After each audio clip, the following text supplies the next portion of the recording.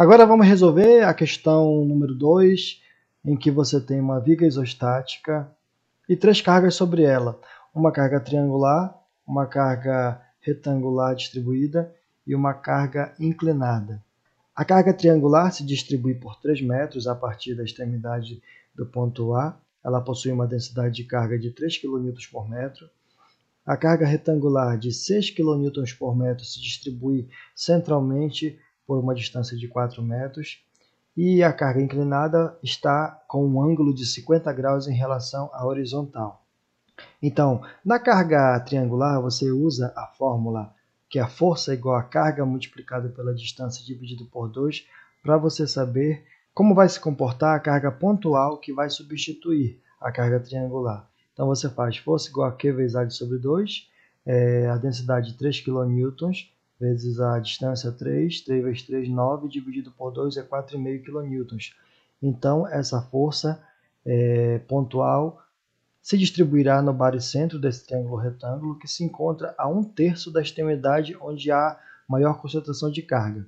Então, esse 4,5 kN irá ficar a 1 metro da extremidade A. E agora você tem a carga retangular distribuída com uma densidade de 6 kN por metro, distribuída por 4 metros. Então, você pega 6 vezes 4 dá 24, e essa carga vai se concentrar no baricentro também. Já para a carga inclinada, com um ângulo de 50 graus em relação à horizontal, você vai precisar fazer uma decomposição nos eixos. Então, essa carga que é no valor de 10 kN vai ser decomposta em 10 seno de 50 na vertical e em 10 cosseno de 50 na horizontal.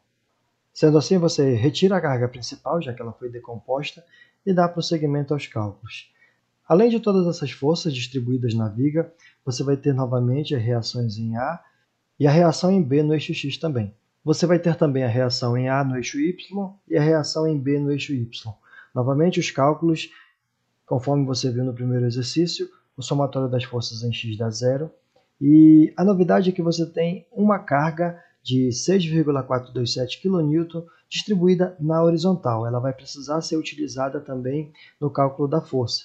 Então você faz RAX menos o 6,427 kN mais o RBX igual a zero. Por que eu coloquei mais RBX, sendo que o RBX está para a esquerda? Porque nesse caso aí, como surgiu uma força horizontal, eu vou precisar identificar qual o verdadeiro sentido do RBX. Já que eu sei que o RAX igual a zero, porque é do primeiro gênero, um apoio móvel, então o RBX vai ser o valor de 6,247 kN. E analisando o sentido dessa força de reação em X no apoio B, a gente observa que ela vai ficar no sentido para a direita, porque nós já sabemos que a força decomposta em cima da viga é no valor de 6,427 para a esquerda. Prosseguindo agora para o cálculo do somatório de forças no eixo Y, então você pega RAY mais RBY menos o 4,5 que está para baixo, né? Menos o 24 também que está para baixo, menos o 7,66 igual a zero. Colocando todos esses valores negativos para a direita, você tem então que a soma do RAY com o RBY dá o valor de 36,16 kN. Continuando os cálculos, agora falando sobre os momentos, você identifica que o somatório do momento em x é igual a zero em relação ao ponto A. Como todas as forças estão aplicadas na linha de ação, então o somatório desse momento vai ser igual a zero. Você parte então para o cálculo do somatório de momentos em y, que também tem que dar igual a zero. Você tem que a primeira força de 4,5 kN, ela possui uma tendência de rotação no sentido horário em relação ao ponto A. Então você vai colocar menos 4,5 vezes 1, porque o momento no sentido horário é negativo. Mesmo caso para a força de 24 kN, menos 24 vezes 5, que é a distância até o ponto A. Né? Mesmo caso para a força de 7,66 kN, vai ficar menos 7,66 vezes a distância, que é 8. E a última força, RBY, que está sobre o apoio B, ela está fazendo uma tendência de rotação no sentido anti-horário, e nesse caso aí o momento vai ser positivo. Então você coloca mais RBY vezes 9,5 igual a zero. Você então prossegue aos cálculos, então RBY igual a 135,78 dividido por 9,5, você chega ao valor que RBY igual a 19,555 kN. Prosseguindo ao cálculo, agora vamos achar a reação em A no eixo Y. Né? Você vai colocar a equação anterior não resolvida, RAY mais RBY igual a 36,16 kN, RAY mais o RBY, que deu o valor de 19,555, igual a 36,16.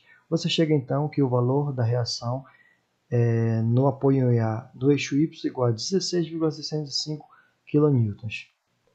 E agora vamos resolver o diagrama de cortante. Você tem aí mais à esquerda a carga triangular com a densidade de 3 kN por metro e a distância em que ela se distribui de 3 metros. Observe que a carga começa mais concentrada à esquerda e termina em zero à direita. Esse decaimento de carga, então, em função de x, vai ser calculado pela seguinte equação.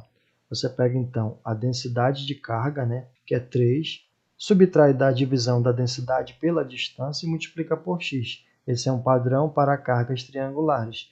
Caso a carga começasse da parte mais baixa para a parte mais alta, você simplesmente trocaria os sinais, que o valor seria igual também. Então, dando prosseguimento, você tem que Q de x igual a 3 menos x. Essa, então, é a equação de carga. Para que você possa encontrar a equação do cortante, basta você pegar menos a integral dessa equação de carga. Você vai ter, então, que o cortante é menos a integral de Q de x, ou seja, o cortante igual a menos a integral de 3 menos x dx.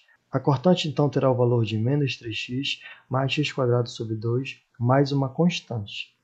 Então, a cortante vai ser menos 3x mais x² sobre 2 mais o valor dessa constante, que no caso vai ser exatamente o valor da reação em y no apoio A. Prosseguindo aos cálculos e substituindo o valor de x nessa equação, você tem então que a cortante é igual a menos 9 mais 4,5 mais 16,605. Então, a cortante vai dar o valor de 12,105. Vou deixar a aproximação com duas casas decimais, vamos ter então 12,10 kN.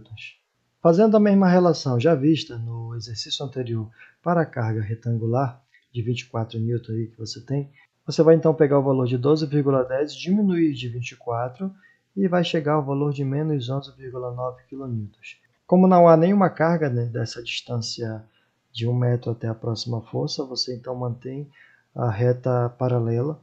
E agora você pega o valor de menos 11,9 e subtrai do valor de 7,66. Você vai chegar então ao valor de menos 19,56. Você subtrai porque essa força está direcionada para baixo.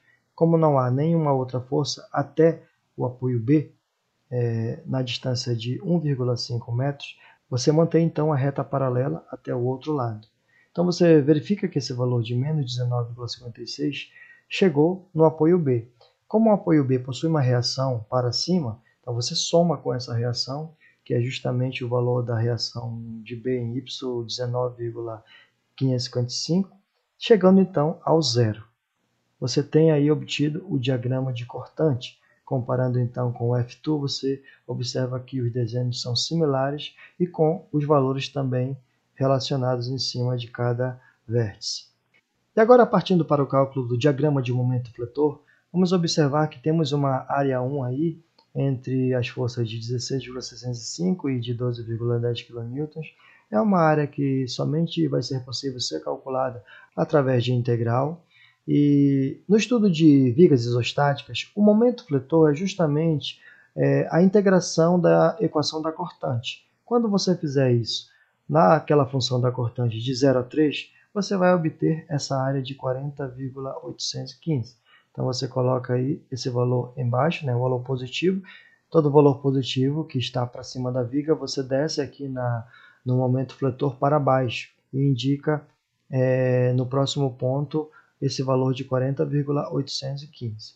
Então você tem também para cima aí essa área 2, você verifica lá no primeiro exercício como fizemos para calcular ela, E fazendo esses cálculos, a gente tem que a área 2 é 12,2, somando então com 40,815, você tem um valor de 53,01.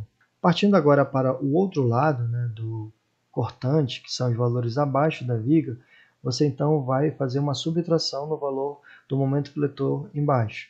Então você tem que a área 3 deu o valor de menos 11,8, então você diminui 53,01 menos o 11,8, e você tem o valor de 41,21.